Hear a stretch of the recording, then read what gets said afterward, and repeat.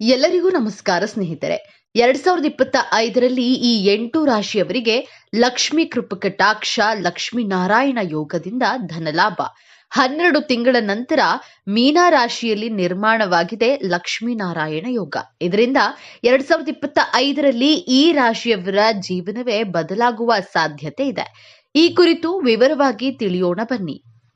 ನವಗ್ರಹಗಳಲ್ಲಿ ಗ್ರಹಗಳ ರಾಜಕುಮಾರ ಆಗಿರುವಂತಹ ಬುಧ ಹಾಗೂ ಶುಭ ಕಾರಕ ಆಗಿರುವಂತಹ ಶುಕ್ರ ಇಬ್ಬರೂ ಕೂಡ ಅತ್ಯಂತ ಪ್ರಮುಖ ಗ್ರಹಗಳಲ್ಲಿ ಕಾಣಿಸಿಕೊಳ್ತಿದ್ದಾರೆ. ಇಬ್ಬರೂ ಕೂಡ ಸಮೃದ್ಧಿ, ಸುಖ ಹಾಗೂ ಸಕಾರಾತ್ಮಕತೆಯನ್ನ ಪ್ರತಿನಿಧಿಸುವಂತಹ ಗ್ರಹಗಳಾಗಿರುತ್ತವೆ. ಹೀಗಾಗಿ ಒಂದು ವೇಳೆ ಇವರು ನಿಮ್ಮ ರಾಶಿ ಚಕ್ರದಲ್ಲಿ ಉತ್ತಮ ಸ್ಥಾನದಲ್ಲಿ ಇದ್ರೆ ನೀವು ಜೀವನದಲ್ಲಿ ಆ ಕ್ಷೇತ್ರಗಳಲ್ಲಿ ಉತ್ತಮ ಫಲಿತಾಂಶಗಳನ್ನ ಪಡೆದುಕೊಳ್ಳಬಹುದಾಗಿದೆ. ಮೀನ ರಾಶಿಯಲ್ಲಿ ಇವರಿಬ್ಬರ ಈ ಒಂದು ಸಂಯೋಗದಿಂದಾಗಿ ಲಕ್ಷ್ಮೀನಾರಾಯಣ ಯೋಗ ನಿರ್ಮಾಣವಾಗಲಿದ್ದು 8 ರಾಶಿಯವರ ಜೀವನದಲ್ಲಿ ಸಾಕ್ಷಾತ್ ಲಕ್ಷ್ಮಿಯೇ ಆಶೀರ್ವಾದ ಬೀರುವಂತಹ ರೀತಿಯಲ್ಲಿ ಅದೃಷ್ಟದ ಸುರಿಮಳೆಯಾಗಲಿದೆ. ಈ ಕುರಿತು ತಿಳಿಯೋಣ. ಅದಕ್ಕೂ ಮುಂಚೆ ನೀವಿನ್ನು ನಮ್ಮ ಚಾನೆಲ್ಗೆ ಸಬ್ಸ್ಕ್ರೈಬ್ ಆಗಿಲ್ಲ ಅಂದ್ರೆ ಈಗಲೇ ಸಬ್ಸ್ಕ್ರೈಬ್ ಆಗಿ, ಹಾಗೆ ವಿಡಿಯೋಗೆ ಲೈಕ್ ಮಾಡಿ, ವಿಡಿಯೋವನ್ನ ಸ್ಕಿಪ್ ಮಾಡದೆ ಕೊನೆ ತನಕ ನೋಡಿ. ಮಿಥುನ ರಾಶಿ. ಈ ಸಮಯದಲ್ಲಿ ಮಿಥುನ ರಾಶಿಯವರು ತಮ್ಮ ಜೀವನದಲ್ಲಿ ಬಯಸುವ ಬೌದ್ಧಿಕ ಸುಖವನ್ನ ಹೊಂದಲಿದ್ದಾರೆ. ಕೆಲಸಕ್ಕೆ ಸಂಬಂಧಪಟ್ಟಂತೆ ಮಿಥುನ ರಾಶಿಯವರು ಸಾಕಷ್ಟು ಪ್ರಯಾಣಗಳನ್ನ ಮಾಡಬೇಕಾಗಿ ಬರಬಹುದು. ಆದ್ರೆ ಅವುಗಳು ನಿಮಗೆ ಲಾಭವನ್ನೇ ತರಲಿವೆ. ಉದ್ಯೋಗ ಕ್ಷೇತ್ರದಲ್ಲೂ ಲಾಭ ಕಟ್ಟಿಟ್ಟ ಬುತ್ತಿಯಾಗಿದೆ. ನೀವು ನಿಮ್ಮ ಪರಿಶ್ರಮದ ಫಲದಿಂದಾಗಿ ಉನ್ನತ ಸ್ಥಾನವನ್ನ ಸಂಪಾದಿಸಬಹುದಾಗಿದೆ ಹಾಗೂ ಹಿರಿಯ ಅಧಿಕಾರಿಗಳು ಕೂಡ ತಮ್ಮ ಮಾರ್ಗದರ್ಶನ ಹಾಗೂ ಬೆಂಬಲವನ್ನ ನೀಡಲಿದ್ದಾರೆ. ವ್ಯಾಪಾರಿಗಳು ಈ ಹಿಂದೆ ಮಾಡುವುದಕ್ಕಿಂತ ಹೆಚ್ಚಿನ ಲಾಭವನ್ನ ಈ ಸಮಯದಲ್ಲಿ ಮಾಡಲಿದ್ದಾರೆ. ಈ ಸಮಯದಲ್ಲಿ ನೀವು ನಿಮ್ಮ ಜೀವನದಲ್ಲಿ ಅತ್ಯಂತ ಹೆಚ್ಚಿನ ಹಣವನ್ನ ಸಂಪಾದನೆ ಮಾಡುವುದು ಮಾತ್ರವಲ್ಲದೆ ಭವಿಷ್ಯಕ್ಕಾಗಿ ಉಳಿತಾಯ ಮಾಡುವುದನ್ನ ಕೂಡ ಮಾಡಲಿದ್ದೀರಿ. ಮೀನರಾಶಿ.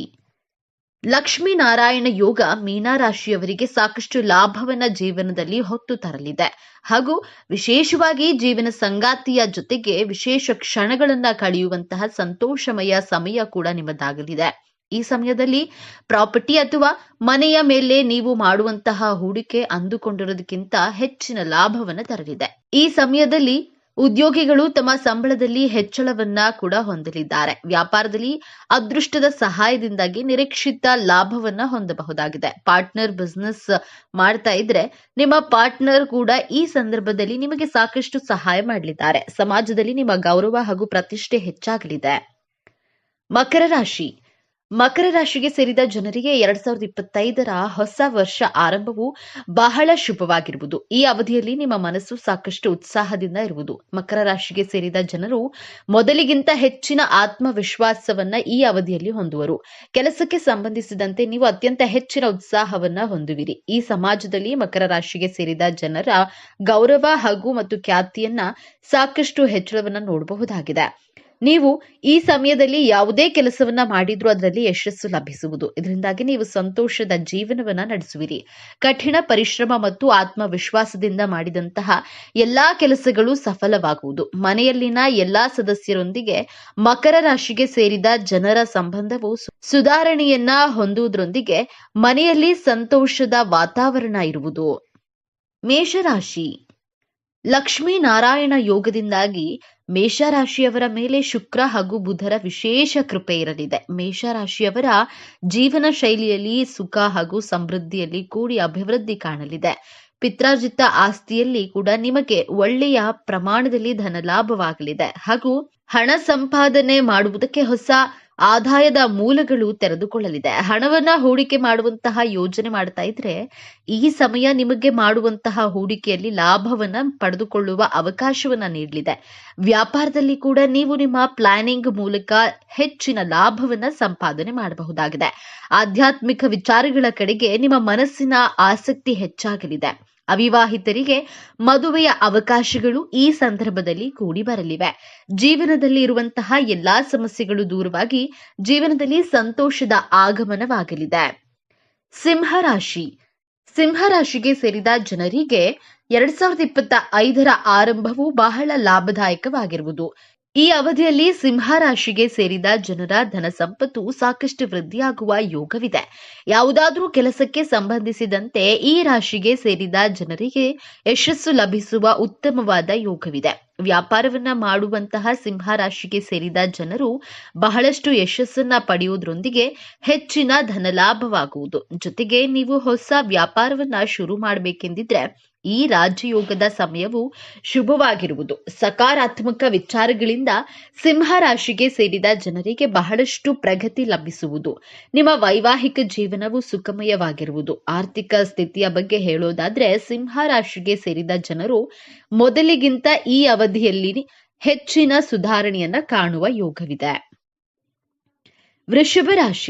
ವೃಷಭ ರಾಶಿಗೆ ಸೇರಿದ ಜನರಿಗೆ ಈ ರಾಜಯೋಗ ಸಾಕಷ್ಟು ಲಾಭದಾಯಕವಾಗಿರುವುದು. ವೃಷಭ ರಾಶಿಗೆ ಸೇರಿದ ಜನರು ಈ ಅವಧಿಯಲ್ಲಿ ಹೆಚ್ಚಿನ ಧನಲಾಭವನ್ನ ಪಡೆಯುವ ಸಾಧ್ಯತೆ ಇದೆ. ಕೆಲಸಕ್ಕೆ ಸಂಬಂಧಿಸಿದಂತೆ ಈ ರಾಶಿಗೆ ಸೇರಿದ ಜನರು ಸಾಕಷ್ಟು ಪ್ರಗತಿಯನ್ನ ಪಡೆಯುವುದರೊಂದಿಗೆ ನಿಮ್ಮ ಆದಾಯದಲ್ಲಿ ಬಹಳಷ್ಟು ವೃದ್ಧಿಯಾಗುವುದು. ಹೊಸ ಕೆಲಸವನ್ನ ಶುರು ಮಾಡಬೇಕೆಂದಿರುವ ವೃಷಭ ರಾಶಿಗೆ ಸೇರಿದ ಜನರಿಗೆ ಈ ಅವಧಿಯು ಸಾಕಷ್ಟು ಉತ್ತಮವಾಗಿರುವುದು. ಜೊತೆಗೆ ಕೆಲಸಕ್ಕೆ ಸಂಬಂಧಿಸಿದಂತೆ ಹಾಗೂ ವ್ಯಾಪಾರಕ್ಕೆ ಸಂಬಂಧಿಸಿದಂತೆ ಈ ಅವಧಿಯಲ್ಲಿ ನಿಮಗೆ ಯಶಸ್ಸು ಲಭಿಸಲಿದೆ. ಈ ಸಮಯದಲ್ಲಿ ವೃಷಭ ರಾಶಿಗೆ ಸೇರಿದ ಜನರ ಮನೆಯಲ್ಲಿ ಶುಭ ಕಾರ್ಯ ನಡೆಯುವಂತಹ ಸಾಧ್ಯತೆ ಇದೆ. ಈ ಅವಧಿಯಲ್ಲಿ ನೀವು ಹೊರಗೆ ಹೋಗುವ ಬಗ್ಗೆ ಯೋಜನೆಗಳನ್ನ ರೂಪಿಸುವಿರಿ. ಇದರಿಂದಾಗಿ ನಿಮಗೆ ಕೆಲಸ ಮತ್ತು ವ್ಯಾಪಾರ ಎರಡರಲ್ಲೂ ಸಾಕಷ್ಟು ಪ್ರಗತಿ ಲಭಿಸುವುದು.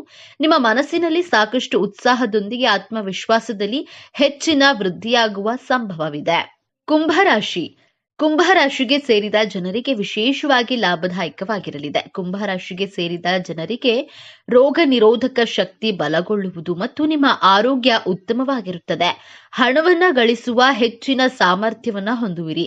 ಯಾವುದಾದ್ರೂ ತಂತ್ರಜ್ಞಾನ ಆಧಾರಿತ ವಸ್ತುಗಳನ್ನ ಖರೀದಿಸುವಿರಿ. ಸಾಮಾಜಿಕ ಮತ್ತು ಧಾರ್ಮಿಕ ಕಾರ್ಯಗಳಲ್ಲಿ ನೀವು ಭಾಗವಹಿಸುವಿರಿ. ಇದರಿಂದ ನಿಮಗೆ ಮಾನಸಿಕ ಶಾಂತಿ ದೊರಕುವುದು ಮತ್ತು ಗೌರವ ಖ್ಯಾತಿ ಹೆಚ್ಚಾಗುವುದು.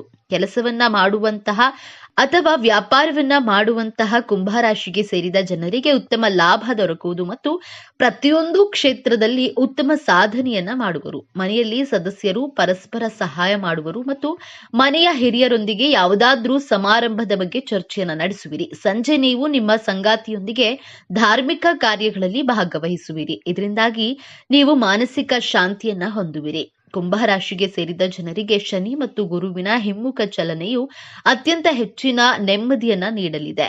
ಈ ಅವಧಿಯಲ್ಲಿ ಕುಂಭರಾಶಿಗೆ ಸೇರಿದ ಜನರ ಖರ್ಚು ಮತ್ತು ಸಮಸ್ಯೆಗಳು ಎಲ್ಲವೂ ದೂರವಾಗುವುದು. ಗುರು ಮತ್ತು ಶನಿಯ ಹಿಮ್ಮುಖ ಚಲನೆಯಿಂದಾಗಿ ನಿಮ್ಮ ಜೇಬು ಯಾವಾಗಲೂ ತುಂಬಿರುವುದು ಮತ್ತು ನಿಮ್ಮ ಮನಸ್ಸಿನಲ್ಲಿನ ಸಮಸ್ಯೆಗಳು ದೂರವಾಗಿ ನೀವು ಆರಾಮಾಗಿರುವಿರಿ. ಕುಂಭರಾಶಿಗೆ ಸೇರಿದ ಜನರಿಗೆ ಈ ಅವಧಿಯಲ್ಲಿ ಧನ ಸಂಪತ್ತಿನ ಸಾಕಷ್ಟು ಹೆಚ್ಚಳವಾಗಲಿದೆ. ಕಟಕ ರಾಶಿಗೆ ಸೇರಿದ ಜನರಿಗೆ ವಿಶೇಷವಾಗಿ ಲಾಭದಾಯಕವಾಗಿರಲಿದೆ. ಕಟಕ ರಾಶಿಗೆ ಸೇರಿದ ಜನರು ತಮ್ಮ ಎಲ್ಲಾ ಕೆಲಸಗಳನ್ನ ಲಾಭ ಹೊಂದುವರು ಮತ್ತು ನಿಮ್ಮ ಸಂಗಾತಿಯೊಂದಿಗೆ ಮನೆಗಾಗಿ ಅಗತ್ಯ ವಸ್ತುಗಳನ್ನ ಖರೀದಿಸುವಿರಿ. ನೀವು ಹೂಡಿಕೆಯನ್ನ ಮಾಡಿದ್ರೆ ಭವಿಷ್ಯದಲ್ಲಿ ನೀವು ಅನುಕೂಲಕರ ಫಲಿತಾಂಶ ದೊರಕುವುದು ಮತ್ತು ಜೀವನದಲ್ಲಿ ಸಕಾರಾತ್ಮಕ ಬದಲಾವಣೆಯನ್ನ ಕಾಣುವಿರಿ. ನಿಮ್ಮ ತಾಯಿಯೊಂದಿಗೆ ನೀವು ಉತ್ತಮ ಸಂಬಂಧವನ್ನ ಹೊಂದದೇ ಇದ್ರೆ ನಿಮ್ಮ ಸಂಬಂಧ ಬಲಗೊಳ್ಳುವುದು ಮತ್ತು ಅವರ ಸಲಹೆಯಿಂದ ನೀವು ಲಾಭವನ್ನ ಪಡೆಯುವಿರಿ. ಕರ್ಕ ರಾಶಿಯ ಜನರಿಗೆ ತುಂಬಾ ಪ್ರಯೋಜನಕಾರಿಯಾಗಿದೆ. ಈ ರಾಶಿ ಚಕ್ರ ಚಿಹ್ನೆಯಲ್ಲಿ ಶುಕ್ರ ಮತ್ತು ಗುರುಗಳ ಸಂಯೋಗವು 12ನೇ ಮನೆಯಲ್ಲಿ ನಡೆಯುತ್ತಿದೆ. ಅಂತಹ ಪರಿಸ್ಥಿತಿಯಲ್ಲಿ ನೀವು ಆಧ್ಯಾತ್ಮಿಕತೆಯ ಕಡೆಗೆ ಹೆಚ್ಚು ಒಲವು ತೋರುತ್ತೀರಿ. ಧಾರ್ಮಿಕ ಕಾರ್ಯಗಳಲ್ಲಿ ಸಕ್ರಿಯವಾಗಿ ಭಾಗವಹಿಸಬಹುದು. ದೀರ್ಘಕಾಲದ ಸಮಸ್ಯೆಗಳು ಈಗ ಕೊನೆಗೊಳ್ಳಬಹುದು. ಇದರೊಂದಿಗೆ ವಿದೇಶಕ್ಕೆ ಹೋಗುವ ನಿಮ್ಮ ಕನಸು ನನಸಾಗಬಹುದು. ನೀವು ವಿದೇಶದಲ್ಲಿ ಕೆಲಸ ಮಾಡ್ತಾ ಇದ್ರೆ ನೀವು ಉತ್ತಮ ಆರ್ಥಿಕ ಲಾಭವನ್ನ ಪಡೆಯಬಹುದು. ಸ್ನೇಹಿತರೆ, ಈ ಮಾಹಿತಿ ನಿಮಗೆ ಇಷ್ಟವಾಗಿದ್ದಲ್ಲಿ ದಯವಿಟ್ಟು ಶೇರ್ ಮಾಡಿ, ಲೈಕ್ ಮಾಡಿ ಮತ್ತು ನಮ್ಮ ಚಾನೆಲ್ಗೆ ಸಬ್ಸ್ಕ್ರೈಬ್ ಆಗಿ. ಎಲ್ಲರೂ ಭಕ್ತಿಯಿಂದ ಓಂ ಶ್ರೀ ಮಹಾಲಕ್ಷ್ಮಿ ನಮಃ ಅಂತ ಕಮೆಂಟ್ ಮಾಡಿ. ಧನ್ಯವಾದಗಳು.